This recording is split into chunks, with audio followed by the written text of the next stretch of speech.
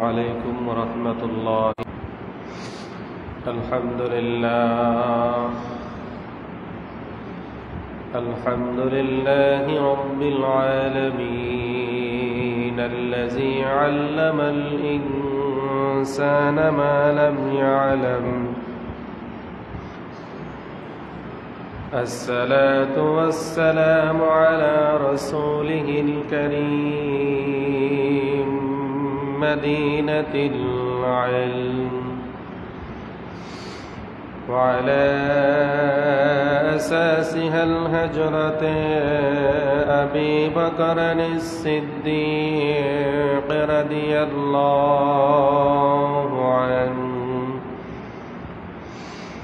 وعلى مجهر عدله الهجرة عمر رضي الله عنه،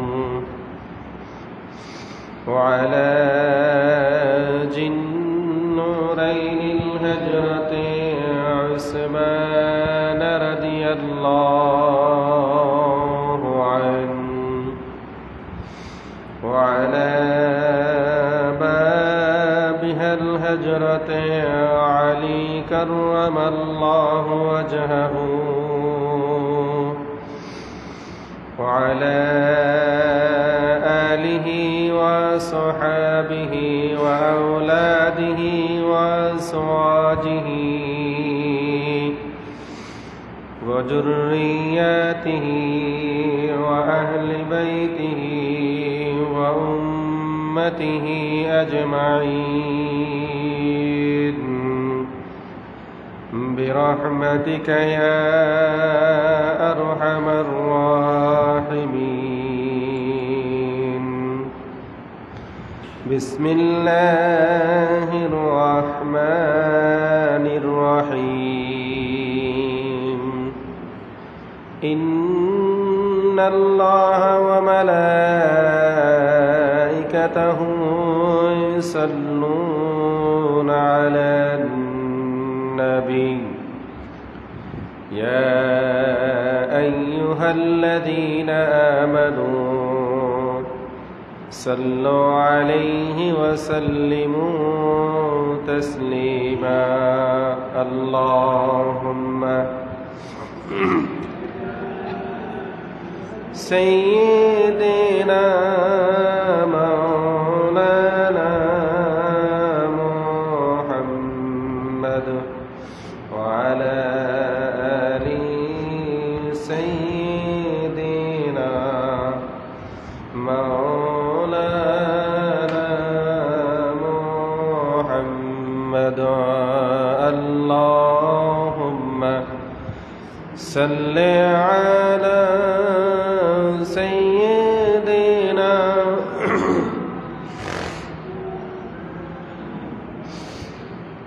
وعلى آل سيدنا مولانا محمد. اللهم صل على سيدنا مولانا محمد وعلى آل سيدنا مولانا محمد. وأتموا الحج والعمرة لله. وقال رسول الله صلى الله عليه وسلم: بني الإسلام على 5: شهادة أن لا إله إلا الله وأن محمد رسول الله وإقام الصلاة وإيتاء الزكاة والحج وصوم رمضان. متفق عليه. আল্লাহ পাকের লাখো কোটি শুকরিয়া যে আল্লাহ আমাদের সকলকে শত ব্যস্ততার মাঝে বিভিন্ন সাংসারিক কাজ থেকে আল্লাহ তাআলা আমাদের সকলকে আজকের এই পবিত্র জুমার দিনে আল্লাহর ঘর এই মসজিদে এসে একত্রিত হওয়ার তৌফিক দান করেছেন। এজন্য আমরা সকলে বলি আলহামদুলিল্লাহ। লক্ষ্য করে দুরূদ সালাম পেশ করছি আল্লাহর সৃষ্টির প্রধান আকর্ষণ, এই বিশ্বসভার সভাপতি, সমস্ত নবী রাসূলদের মাতার তাজ, শামসুল হিদায়াত, নুরুল হিদায়াত, সাইয়্যিদুল মুরসালিন, রাহমাতাল লিল আলামিন, হযরত মুহাম্মদুর রাসূলুল্লাহ সাল্লাল্লাহু আলাইহি ওয়াসাল্লাম।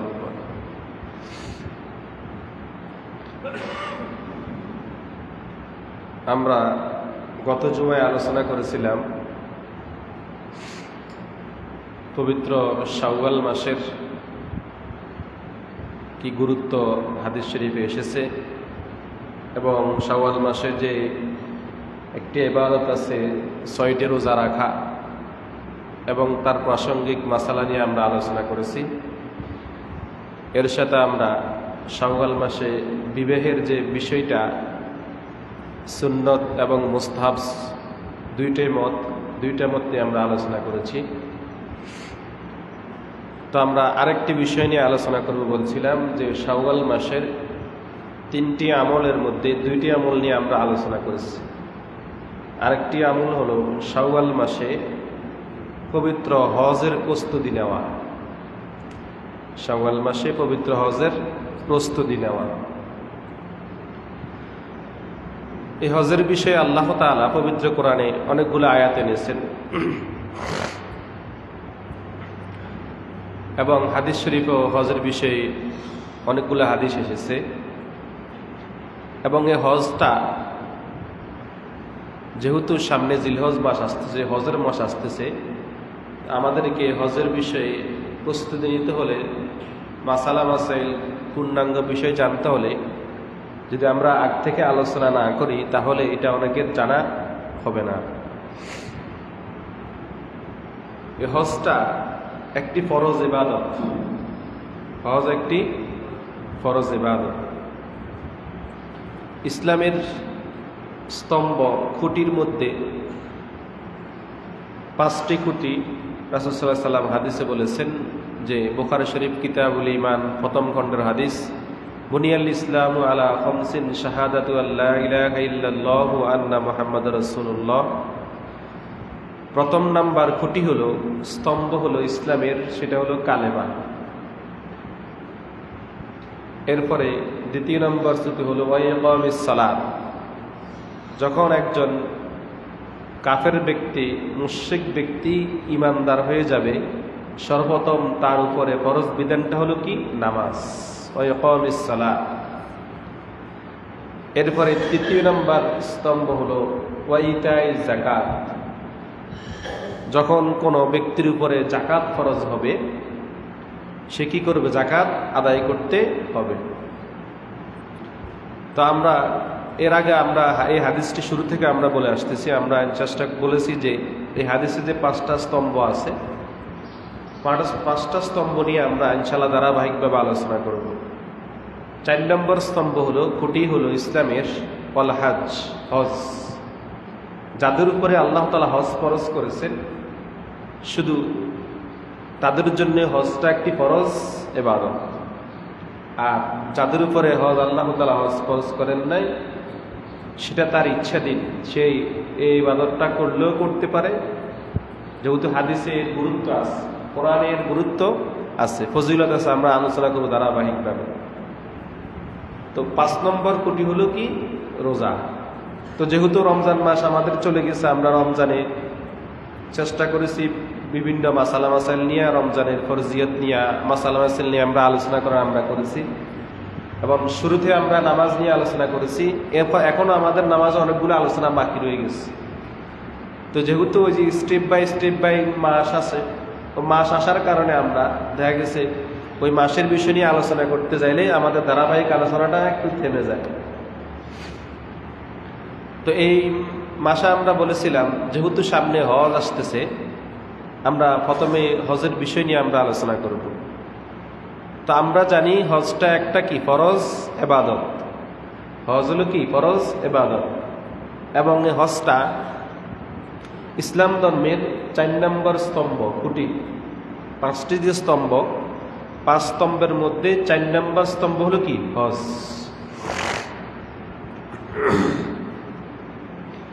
এই হজের ফজিলত সম্পর্কে অসংখ্য হাদিস এসেছে। আমরা আজকে ইনশাল্লাহ সে হজের ফজিলত নিয়ে আলোচনা করব। হজ করতে হলে হজের আগে ফজিলত জানতে হবে। হজের কি ফজিলত দিয়েছেন আল্লাহ তাআলা রাসূল সাল্লাল্লাহু আলাইহি ওয়াসাল্লামের মাধ্যমে আমাদেরকে, এই হজের কি ফজিলত দিয়েছেন। হজটা যে একটা ইবাদত, এই ইবাদতের অসংখ্য ফজিলত আছে। তো হজের ফজিলত নিয়ে আমরা সর্বপ্রথম একটি হাদিস বলবো। এই হাদিসটা হযরত আবু হুরায়রা রাদিয়াল্লাহু তাআলা আনহু বর্ণনা করেছেন। আল্লাহ রাসূল সাল্লাল্লাহু আলাইহি সাল্লামের মুহাদ্দিস সাহাবী হযরত আবু হুরায়রা রাদিয়াল্লাহু তাআলা আনহু বর্ণনা করেছেন, রাসূলুল্লাহ সাল্লাল্লাহু আলাইহি সাল্লাম ইরশাদ করেছেন, আল হজ্জুল মাবরুরাতু লাইসা লাহা জাযাউন ইল্লাল জান্নাহ। রাসূল সাল্লাল্লাহু আলাইহি সাল্লাম বলেছেন, আল হজ্জুল মাবরুরা, মাবরুরা মানে কবুলতি হজ। আল হজ্জুল মাবরুরা, যে হজটা আল্লাহ তাআলা কবুল করবেন, যে হজটা আল্লাহ তাআলা কি করবেন? কবুল করবেন, সেই হজটা হবে কবুলতি হজ। যে হজ আল্লাহ তাআলা কবুল করবেন না, সেই হজটা কবুলতি হজ হবে না। তা আমাদেরকে হজ কবুল হতে হলে, আমাদেরকে হজ কবুল হতে হলে সুদের টাকা দিয়ে হজ করলে কি হজ কবুল হবে? ঘুষের টাকা দিয়ে হজ করলে, তারপরে পরের হক, বাইরের হক, বোনের হক মারি খাইয়া যদি হজ করতে যান, হজের টাকার ভিতরে বাইরের হক মারিয়া টাকা ঢুকাই দিচ্ছেন, হজের টাকার ভিতরে বোনের হক মারিয়া টাকা কি করছেন? ঢুকাই দিচ্ছেন। হজের টাকার ভিতরে সুদের টাকা ঢুকাই দিচ্ছেন। 4 লাখ টাকা লাগে, 5 লাখ টাকা লাগে, 5 লাখ টাকা কিভাবে উঠবেন? ওই ব্যাংকের সুদের 2 লাখ নিয়ে আনি ঢুকাই দিচ্ছেন। এটার লগে কথা বুঝে যায়? আমার কথা বুঝেন? আবার এই 5 লাখ টাকার ভিতরে ঘুষের টাকা দিয়ে দিচ্ছেন। তাহলে এই সুদটা কি হারাম? সুদ কি হারাম নাকি হালাল? তা আপনারা কথা বলেন না। সুদ কি হারাম, ঘুষও হারাম, তারপরে পরের হক, ভাইয়ের হক, বোনের হক আত্মসাৎ করাও কি হারাম। তো এই হারাম টাকা দিয়ে যদি আপনি হজ করতে যান, আল্লাহ কি হজ আপনার কবুল করবে? কোনো মতে হজ কবুল করবে না। আপনি 10 বার করেন, 20 বার করেন, 30 বার করেন, করলেন আর কি হজ, কিন্তু এই হজ আল্লাহ তাআলা কি করবে না? কবুল। তাহলে হজ কবুল করতে হলে 1 নম্বর শর্ত হলো, যদি হজ করবেন, এই হজটা আল্লাহর কবুল করবে, সেই কবুলতের বিনিময়ে আল্লাহ আপনাকে জান্নাত দিবে। বুঝেন না মানে কথা? আল হজ্জুল মাবরুরাতু লাইসা লাহা জাযাউন ইল্লাল জান্নাহ। একটা কবুলতি হজের বিনিময় হলো সরাসরি জান্নাত। সুবহানাল্লাহ। হজ কবুল, জান্নাত আপনার জন্য নির্ধারিত, নিশ্চিত। আসলে হাদিস। তো কোন হজ? হারাম টাকা দিয়ে হজ করলে হজ কবুল হবে না। তো তাহলে আপনাকে হজ কবুল করতে হলে 1ম নম্বর শর্ত হলো আপনাকে হালাল টাকা দিয়ে হজ করতে হবে। কি টাকা দিয়ে? কি টাকা? হালাল, হালাল, হালাল, হালাল উপার্জনের টাকা। কি উপার্জনের টাকা? হালাল উপার্জনের টাকা। এই হালাল উপার্জনের টাকা দিয়ে আপনি হজ করবেন, হজ কবুল। আরেকটা শর্ত হলো, হজ করতে হলে একমাত্র জাযাউন ইল্লাল জান্নাহ, একমাত্র আল্লাহর জন্য হজ করতে হবে। কার জন্য? কার জন্য? নাকি লোক দেখানো হজ করবেন, যে আমি হজ করে আনলি লোকেরা আমার কি বলবো, হাজী সাহেব কইব? সমাজে এরকম লোক আছে না? আমার কথা বুঝে যায়? সমাজে এরকম লোক আছে না, যে আমি হজ করে এলে আমাকে কি বলবো? হাজী সাহেব, আলহাজ অমুক, আলহাজ তমুক, পোস্টারে নাম দিব, আলহাজ অমুক ব্যক্তি, হাজী সাহেব, হাজী সাহেব, হাজী অমুক ব্যক্তি। এটা তো আপনার আল্লাহর জন্য হজ করেন না। দুনিয়ার লোকে আপনাকে হাজী সাহেব বলবে, দুনিয়ার লোকে আপনাকে সম্মান করবে, আলহাজ বলবে, সেই নিয়ে তো হজ করছেন। আল্লাহ কি মনের খবর জানে না নাকি জানে না? আপনি কোন নিয়তে হজ করছেন? কি আল্লাহকে সন্তুষ্টির জন্য হজ করছেন, নাকি মানুষকে দেখানোর জন্য হজ করছেন? আপনার সে মনের খবর কি আল্লাহ জানে না? তাহলে হজ কবুল করতে হলে 1 নম্বর শর্ত হলো হালাল উপার্জন। কি উপার্জন? হালাল উপার্জন।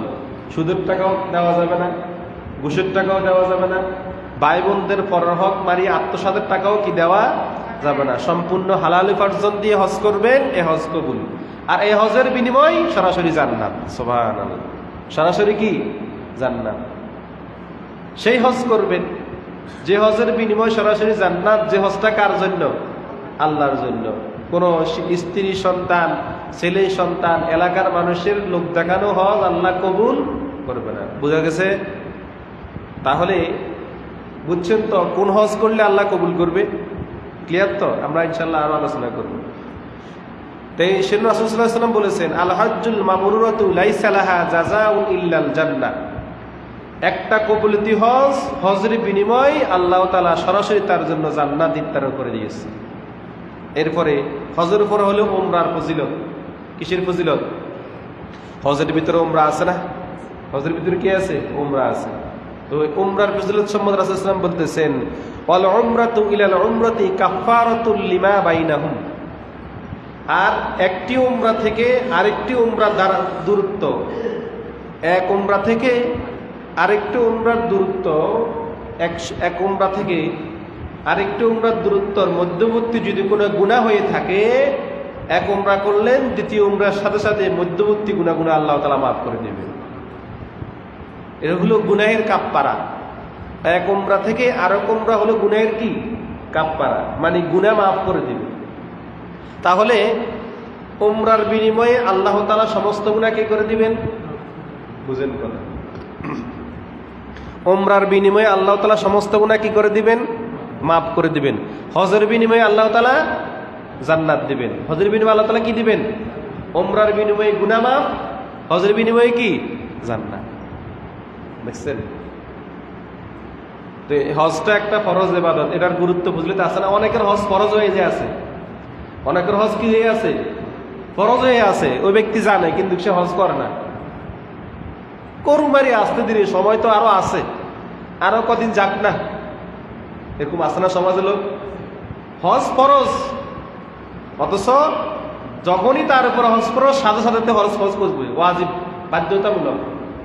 যেই বৎসরে ওই ব্যক্তির উপর হজ ফরজ হবে, ওই বৎসরে সে কি করতে হবে? হজ করতে হবে। আর যতক্ষণ না পর্যন্ত সে হজ করবে না, যে বছর হজ ফরজ হইল, 1 বছর গেল, 2 বছর গেল, 3 বছর, আল্লাহ তাআলা তাকে অভিশাপ দিবে, তার গুনাহ হবে। যেমন হজটা ফরজ ইবাদত, একটা ফরজ ইবাদত লঙ্ঘন করলে কি গুনাহ হবে না? গুনাহ হবে না নাকি আল্লাহ গুনাহ দিতে না? অবশ্যই গুনাহ দিবে, যেহেতু এটা ফরজ ইবাদত। তো এই জন্য আমরা আগে আলোচনা করি হজের ফজিলত। এই জন্য আপনাদের অনেকের হজ ফরজ হয়ে আছে, কিন্তু আপনারা অবহেলা বশত কি করেন না? হজ করেন না। কর্মুয়ারে আসতে ধীরে, স্কুলে রিটায়ার্ড হইল না, কি মাদ্রাসার তেন রিটায়ার্ড হইলই, স্কুলের তেন কি হই রিটায়ার্ড উড়ে, ব্যাংকার তেন 1 লগে 10, 17, 18 লাখ টাকা উড়াই, স্বামী স্ত্রী 2 জন হজ করতাম যাম। এরকম আছে না লোক? যদি এর আগে মারা যান, কি এটার আগে যদি মারা যান, তাহলে হজের দায় কে নিবে? আপনার যে হজ ফরজ। এই জন্য আমরা সামনে আলোচনা করবো, হাদিসে আসছে যে রাসূল সাল্লাল্লাহু আলাইহি ওয়াসাল্লাম বলেছেন যে যার উপরে হজ ফরজ হইল, যার উপরে কি হইল? হজ ফরজ হইল, কিন্তু সে হজ করল না। হজ কি করল না? আপনি কি জানেন আমরা হায়াত মুত কত গেছে জানেন? জানেন নাকি? আর এই বছর হজ ফরজ হয়েছে, আগামী বছর আপনি নিয়োগ করছেন আমি আগামী বছর করব, আগামী বছরও কি আপনার হায়াতের গ্যারান্টি আছে? যার উপর হজ ফরজ হইল, যে হজ করল না, নবীজি বলেছেন সে ইহুদি হয়ে মরুক, খ্রিস্টান হয়ে মরুক, আমি মুহাম্মদ তার প্রতি কোনো দায়ভার রাখবো না। নাউজুবিল্লাহ। কি বলছেন? সে ইহুদি হয়ে মরুক, খ্রিস্টান হয়ে মরুক, আমি মুহাম্মদ এটার কোনো দায়ভার নিব না। তার মানে সে আমার উম্মতের দলভুক্ত নয়। যে নবী উম্মতকে, যে নবী তামাম জিন্দেগি ব্যাকপান উম্মতের জন্য কাঁদছেন, উম্মতের জন্য কি কাঁদছেন, এখনো রওজা শরীফে কি করতেছেন? আমাদের জন্য কাঁদতেছেন। ইন্তেকালের সময় উম্মতের কথা, সেই নবী বলতেছেন আমি ওই উম্মতকে পরিচয় দিব না যে উম্মতের হজ ফরজ হয়েছে কিন্তু সে হজ করে নাই, সে আমার উম্মতের দলভুক্ত নয়। নাউজুবিল্লাহ। দেখছেন? হজ ফরজ হয়ে যাওয়ার পর হজ না করলে কি পরিণাম আমরা আলোচনা করবো ধারাবাহিকভাবে। তাহলে ওমরা করলে ওমরার বিনিময়ে সমস্ত গুনাহ কি মাফ, আর হজ করলে হজটা যদি আল্লাহ কবুল করেন ওই কবুলিয়তের বিনিময়ে কি জান্নাত। আবার আসেন আমরা আরেকটি হাদিস বলবো, এই হাদিসটাও হযরত আবু হুরায়রা রাদিয়াল্লাহু তাআলা আনহু বর্ণনা করেছেন। তিনি বলতেছেন, আনা আবি হুরায়রা রাদিয়াল্লাহু তাআলা আনহু قال قال رسول الله صلى الله عليه وسلم أفضل الأعمال عند الله إيمان لا شك فيه। আল্লাহ তাআলার কাছে সবচাইতে উত্তম আমল হলো আফদালুল আমাল। আল্লাহ তাআলার কাছে সবচাইতে উত্তম আমল হলো, এক নম্বর আমল হলো ঈমান। এক নম্বর আমল কি? লা শাক্কা ফি, ঈমান লা শাক্কা ফি, এতে কোনো সন্দেহ নাই। এক নম্বর আল্লাহর কাছে গ্রহণযোগ্যতা হলো কি? ঈমান। আল্লাহ তাআলার কাছে সর্বপ্রথম গ্রহণযোগ্য কি? ঈমান। আগে ঈমান ঠিক, তারপর আমল। ঈমান যদি না থাকে, আপনি হাজারো হজ করলেন, হাজারো উমরা করলেন, হাজারো আমল আখলাক করলেন, ওই আমল আখলাকের কোনো দাম নাই।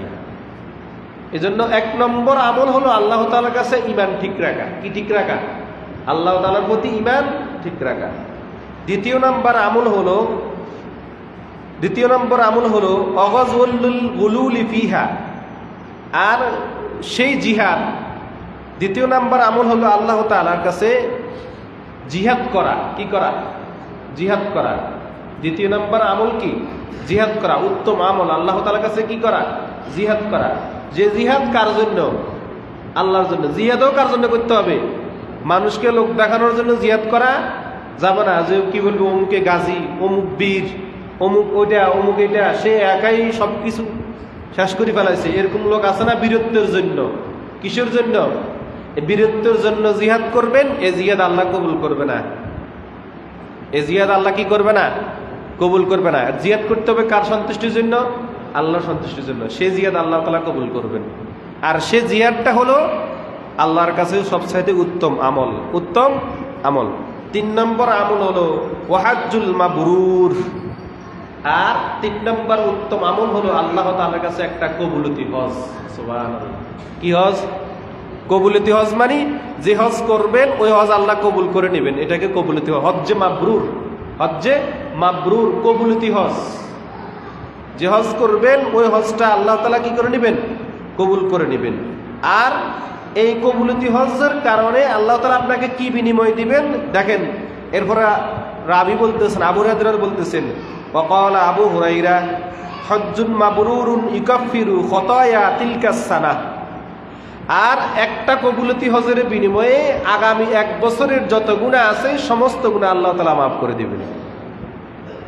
কবুলতি হজের বিনিময়ে। কি হজের বিনিময়ে? কবুলতি হজের বিনিময়ে। তার মানে আমরা 2টা হাদিস পাইলাম। একটা হাদিসে পাইলাম প্রথমে উমরার কারণে আল্লাহ তাআলা গুনাহ মাফ করে দিবেন, আর একই সাথে সেই হাদিসে পাইলাম হজ্জের কারণে আল্লাহ তাআলা কি দিবেন? জান্নাতে দিবেন। এবার দ্বিতীয় নাম্বার যে হাদিসটা বললাম, এই হাদিসটা আমরা কি পাইলাম? এই হাদিসে রাসূল সাল্লাল্লাহু আলাইহি ওয়াসাল্লাম থেকে বলেছেন 1 নম্বর আমল হলো ঈমান। আল্লাহ তাআলার কাছে উত্তম আমল কি? ঈমান। দ্বিতীয় নম্বর হলো জিহাদ। দ্বিতীয় নম্বর কি? জিহাদ। তাও কার উদ্দেশ্যে? আল্লাহর উদ্দেশ্যে জিহাদ। 3 নম্বর আমল হলো, উত্তম আমল হলো আল্লাহর উদ্দেশ্যে কি করা? হজ করা। যে হজ আল্লাহ তাআলা কবুল করবেন ওই হজটা কারণে আল্লাহ তাআলা আগামী 1 বছরের সমস্ত গুনাহ মাফ করে দিবেন। তার মানে এক হাদিসে পাইলাম হজের বিনিময়ে জান্নাত। হজের বিনিময়ে কি? জান্নাত। আর এক হাদিসে পাইলাম হজের বিনিময়ে আগামী 1 বছরের গুনাহ কি? মাফ। হজের বিনিময়ে আগামী 1 বছরের গুনাহ কি? মাফ। এবার আসলে আমরা আরেকটা হাদিস বলবো। এই হাদিসটাও হযরত আবু হুরায়রা রাদিয়াল্লাহু তাআলা আনহু বর্ণনা করেছেন। عن أبي هريرة رضي الله تعالى عنه قال قال رسول الله صلى الله عليه وسلم রাসূল সাল্লাল্লাহু আলাইহি সাল্লাম ইরশাদ করেছেন যে কি, মান হাজ্জা হাযাল বাইতা ফালাম ইয়ারফুস ওয়ালাম ইয়াফসুক রাজা।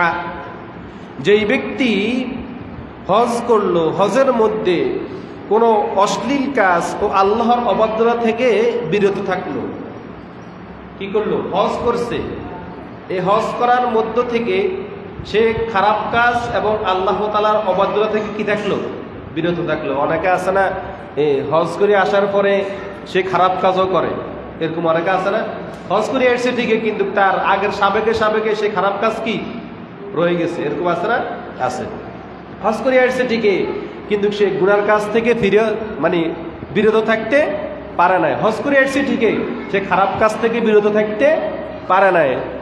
এই জন্য রাসূল সাল্লাল্লাহু আলাইহি ওয়াসাল্লাম বলতেছেন যে কি, যে ব্যক্তি হজের মধ্যে কোনো অশ্লীল এবং খারাপ কাজ অবাধ্যতা থেকে সে বিরত থাকলো, সে দেশে হজ করলো, হজ করে এসে সে যখন তার নিজের দেশে আসবে, কোন দেশে, নিজের মাতৃদেশে আসবে, তার এই হজটা কায়াউমি ওয়ালাদাতহু উম্মুহু, সে যেন হজ থেকে একজন নিষ্পাপ শিশুকে যখন সন্তান জন্ম দেয়, ওই নিষ্পাপ শিশু দুনিয়াতে যখন আসে সে নিষ্পাপ হয়ে আসে।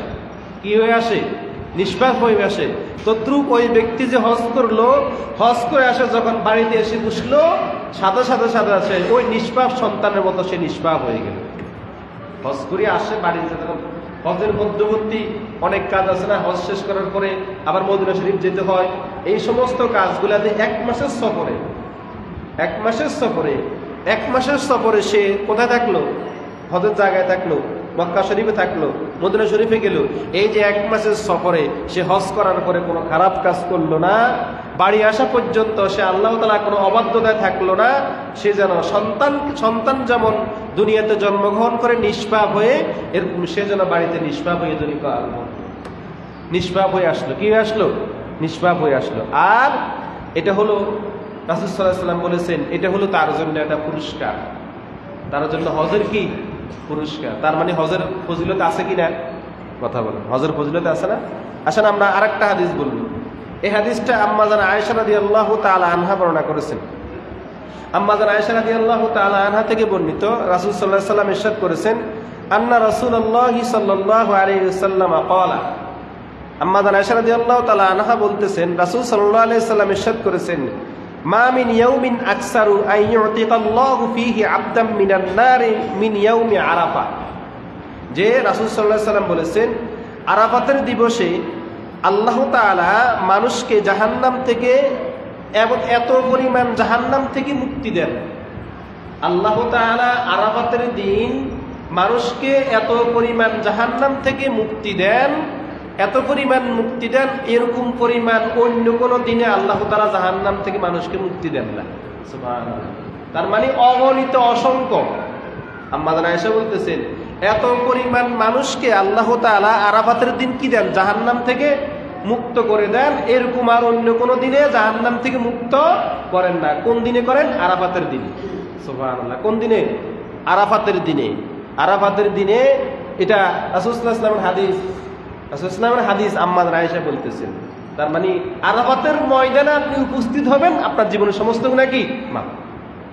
আরাফাতের ময়দানে উপস্থিত হবেন, জাহান্নাম থেকে আপনার মুক্তি, জাহান্নাম থেকে আপনার কি মুক্তি। এরপরে রাসূল সাল্লাল্লাহু আলাইহি ওয়াসাল্লাম আরো বলতেছেন, আম্মা জান আয়েশা বর্ণনা করতেছেন যে রাসূল সাল্লাল্লাহু আলাইহি ওয়াসাল্লাম আরো বলেছেন কি, ওয়া ইন্নাহু লা ইয়াদনু সুম্মা ইউবাহিল মালায়েকা। আর তখন ফেরেশতাদের সাথে আল্লাহ তাআলা ফেরেশতাদের সাথে গর্ব করে, ফেরেশতাদের সাথে আল্লাহ তাআলা গর্ব করে বলে, ফেরেশতাদেরকে বলে, কি বলে, যে ফায়াকুলু মা আরাদা হাউলা। আল্লাহ তাআলা তখন বলে যে ফেরেশতারা, আমার বান্দা আমার কাছে এখন কি চায়? আরাফাতের ময়দানে আমরা কি বলি? আরাফাতের ময়দানে আল্লাহ তাআলার কাছে অন্তত কিছু না পারি, গুনাহ মাফের জন্য আল্লাহ তাআলার কাছে দোয়া করি না? অবশ্যই দোয়া করি। এবার ফেরেশতাদেরকে সাক্ষী রেখে আল্লাহ বলতেছেন, আমার বান্দা আমার কাছে কি চাইতেছে? আল্লাহ তো সব জানেন, কিন্তু তারপরে ফেরেশতাদেরকে কি করতেছেন? সাক্ষী করতেছেন। সাক্ষী করে বলতেছেন, আমার বান্দা আমার কাছে কি চায়? কি? কিছুই তো না, শুধু গুনাহ মাফ। কি? আমার বান্দা যা চায় আমি আজকে তাই দিয়ে দিই। সুবহানাল্লাহ। আরাফাতের ময়দানে যাবেন, জীবনে তার কিছু সওয়াব পাওয়া নাই, শুধু গুনাহ মাফের দরকার। কি মাফ দরকার? গুনাহ মাফ দরকার। আর কোনো কিছু সওয়াব আছে নাকি? না। এই গুনাহ যদি থাকে জান্নাতে যাইতে পারবো না। যখনই আমাদের গুনাহ মাফ হয়ে যাবে তখনই আমরা কোথায় যাব? জান্নাতে চলে যাব। তো এই জন্য আমাদের জীবনের সওয়াব হলো কি? হলো গুনাহ মাফ হওয়া। কি হলো? গুনাহ মাফ হওয়া। এর চেয়ে আর বড় কোনো সওয়াব আমাদের কি নাই। এবার আসেন আরেকটা হাদিস বলবো। হযরত সাহল ইবনে সাদ রাদিয়াল্লাহু তাআলা আনহু থেকে বর্ণিত, রাসূল সাল্লাল্লাহু আলাইহি ওয়াসাল্লাম ইরশাদ করতেছেন কি, ক্বালা রাসূলুল্লাহ সাল্লাল্লাহু আলাইহি ওয়াসাল্লাম মা মিন মুসলিমিন ইউলাব্বি ইল্লা লাব্বা। যে মুসলমান, মা মিন মুসলিমিন ইউলাব্বি ইল্লা লাব্বা, যে মুসলমান লাব্বাইক বলে ডাক দেয়। কি বলে ডাক দেয়? কি বলে? লাব্বাইক বলে। কি বলে? আরাফাতের ময়দানে আমরা কি বলি? লাব্বাইক আল্লাহুম্মা লাব্বাইক, লাব্বাইক লা শারীকা লাক লাব্বাইক, ইন্নাল হামদা ওয়ান নি'মাতা লাকা ওয়াল মুলক লা শারীকা লাক। তালবিয়া। কি? এটাকে তালবিয়া বলা হয়। কি বলি? লাব্বাইক আল্লাহুম্মা লাব্বাইক, লাব্বাইক লা শারীকা লাক লাব্বাইক, ইন্নাল হামদা ওয়ান নি'মাতা লাকা ওয়াল মুলক লা শারীকা লাক। লাব্বাইক আল্লাহ, আমি হাজির। লাব্বাইক আল্লাহুম্মা লাব্বাইক, হে আল্লাহ আমি হাজির। কোথায়? আরাফাতের ময়দানে। কোথায়? আরাফাতের ময়দানে। এই যে একজন মুসলমান যখন লাব্বাইক ধ্বনি বলে ডাক দেয়, লক্ষ লক্ষ লক্ষ হাজি একসাথে আরাফাতের ময়দানে ডাক দেয় না? কি সুন্দর ডাক! এই ডাকের সাথে এমন কোন গুনাহগার ব্যক্তি নেই যে তার চোখে পানি আসবে না। কি এমন কোন গুনাহগার ব্যক্তি আছে যে তার চোখে পানি আসবে না? অবশ্যই তার চোখে কি আসবে? পানি আসবে। এরকম কোন কঠোর হৃদয়ের ব্যক্তি নাই যে লাব্বাইক আল্লাহুম্মা লাব্বাইক ধ্বনির সাথে তার চোখে পানি আসবে না। যে তার চোখে যদি পানি নাই আসে, মনে করেন সে মানুষই না, নাকি অন্য কিছু। আমার কথা মনে বুঝেন না মনে হয়। যে যার চোখে পানি না আসে, লাব্বাইক আল্লাহুম্মা লাব্বাইক নামের ধ্বনি দিয়া, সে মানুষের কাতরও করে না। এই জন্য রাসূল সাল্লাল্লাহু আলাইহি ওয়াসাল্লাম বলতেছেন মা মিন মুসলিমিন, যে মুসলমান কি বলবে? লাব্বাইক আল্লাহুম্মা লাব্বাইক বলবে। তার এই লাব্বাইক ধ্বনির সাথে দেখেন, এবারে আপনি যে লাব্বাইক বলতেছেন শুধু তা না, আপনার একা লাব্বাইকের সাথে এবার রাসূল বলতেছেন যে মা আন ইউমনিহি ওয়া শিমালিহি মিন হাজার, এবং ওই যে মুসলমান ব্যক্তি লাব্বাইক বলে, তার ডান পাশেও লাব্বাইক ধ্বনি শুনায়, বাম পাশেও লাব্বাইক ধ্বনি শুনায়, এবং মিন হাজার, ডান পাশের পাথর বাম পাশের পাথরও তার সাথে লাব্বাইক বলতে থাকে। হাজার, হাজার শব্দ তো পাথর, হাজার শব্দ তো কি? পাথর। আপনি লাব্বাইক বললেন, আপনার লাব্বাইক বলার সাথে সাথে আপনার ডান পাশে পাথর, বাম পাশে পাথর, সেখানে পাথর না সব পাথর, এই পাথরগুলো আপনার সাথে সাথে কি বলে থাকে? লাব্বাইক বলতে থাকে। এরপর আর বলতেছেন আও সাজারিন, এবং আপনার আশেপাশে যত গাছ গাছালি আছে, সাধারণত গাছ, এরপরে আপনার আশেপাশে যে সমস্ত গাছ গাছালি আছে, ওই গাছ গাছালিও আপনার সাথে তখন লাব্বাইক লাব্বাইক বলতে থাকে। শুধু কি আপনি বলেন? না না, আপনার সাথে পাথরও লাব্বাইক বলে, আপনার সাথে গাছও লাব্বাইক বলে, এমনকি আও মাদারিন, এবং তরুলতা মাটি পর্যন্ত, হাত্তা তানকাতিয়াল আরদু মিন হাউনা ওয়া হাউনা, এমনকি এই তরুলতা মাটি পর্যন্ত ওই মুসলমান ব্যক্তির সাথে লাব্বাইক ধ্বনি দিয়ে থাকে। আপনার পায়ের তলে যে মাটি আছে, আপনার পায়ের তলে যে মাটি আছে, ওই মাটিটাও পর্যন্ত আপনার সাথে লাব্বাইক ধ্বনি দেয়। সুবহানাল্লাহ। দেখছেন কত গুরুত্বপূর্ণ বিষয়, কত একটা ফজিলতপূর্ণ বিষয় হজ। হজের ফজিলত এত বিষয়, এত গুরুত্বপূর্ণ বিষয়, অথচ আমরা জানি না। আমরা হজ ফরজ হওয়ার পর আমরা কি করি না? হজ করি নাকি? না, হজ ফরজ হওয়ার পরও আমরা কি করি না? হজ করি না। এবার আসেন, একজন হাজি যখন হজ করে আসে, তার এই হজ করার পরে তার মর্যাদা কতটুকু? একজন হাজি সাহেব যখন হজ করে আসে, হজ করে আসার পরে এবার আল্লাহ তার মর্যাদা কি দিয়েছেন? যেহেতু সে বেহেশতি মানুষ, সে কি মানুষ? বেহেশতি মানুষ। হজ কবুল হওয়া মানে সে বেহেশতি। হজ কবুল হওয়া মানে কি? সে বেহেশতি। এই প্রসঙ্গে আমরা একটা হাদিস বলবো। হযরত ইবনে ওমর রাদিয়াল্লাহু তাআলা বলতেছেন যে রাসূল সাল্লাল্লাহু আলাইহি সাল্লাম ইরশাদ করেছেন, ইজা লাকিতাল হাজ্জা ফাসাল্লিমা আলাইহি, যখন কোনো হাজির সাথে, যখন কোনো যে ব্যক্তি হজ করে আসছে, যখন কোনো হাজির সাথে তোমার দেখা হবে, সে হজ করে দেশে আসছে। কোথায় আসছে? দেশে আসছে। দেশে আসার পরে ফাসাল্লিমা আলাইহি, তখন তোমরা তার সাথে দেখা করবে, সালাম বিনিময় করবে। কি করবে? হাজির সাথে কি করবে? সালাম বিনিময় করবে। শুধু তাই না, সালাম বিনিময় করার পরে কি করবে? ওয়াসাফিহু, এবং তার সাথে মুসাফাহা করবে। কি করবে? সালামও করবে, সালাম বিনিময় সালাম দিবে। প্রথম তো দেখা হলে কি দিবে? সালাম দিবে। সালাম দেওয়ার পরে কি করবে? মুসাফাহা। কি করবেন? মুসাফা করা সুন্নত। মুসাফা কি সুন্নত? আজকাল তো অনেকে মুসাফা করতে চায় না, ও এক হাতে করে। এক হাতে তো মুসাফা না, এক হাতে কি মুসাফা না? মুসাফা হলো দুই হাতে। মুসাফা কি হাতে? দুই হাতে মুসাফা, এক হাতে মুসাফা। এক হাতে তো এটা হ্যান্ডশেক কয়, খ্রিস্টানদের সিস্টেম। এক হাতে কখনো মুসাফা না। মুসাফা কয় হাতে হবে? দুই হাত দিয়ে একসাথে ধরবেন, দুই হাতে একসাথে ধরবেন, এটা হলো মুসাফা। বুখারী শরীফের মধ্যে হাদিসে আসছে মুসাফা করতে হলে দুই হাত দিয়ে করতে হবে। কয় হাত দিয়ে? বুখারী শরীফের হাদিস। মুসাফা করাটা সুন্নত। মুসাফা করা কি সুন্নত? রাসূল সাল্লাল্লাহু আলাইহি ওয়াসাল্লাম নিজে মুসাফা করেছেন, সাহাবীরা মুসাফা করেছেন। এরপরে মুসাফা করবেন যে তা না, মুসাফার সাথে সাথে অমরু আন ইস্তাগফিরা লাকা ক্বাবলা আন ইয়াদখুলা বাইতাহু, এবং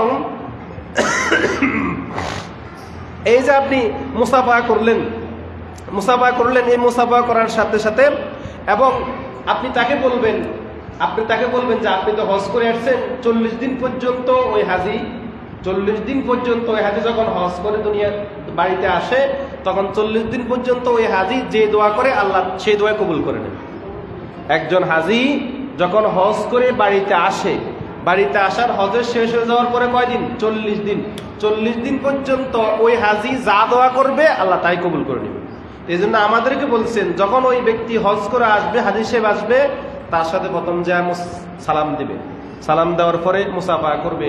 তারপরে মুসাফা করার পরে করমর্দন করবে, কোলাকুলি, আমরা বলি কি মোয়ানাকা।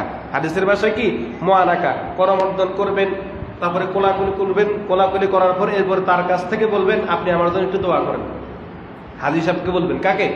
হাজি সাহেবকে বলবেন আপনি আমার জন্য একটু কি করবেন? দোয়া করেন।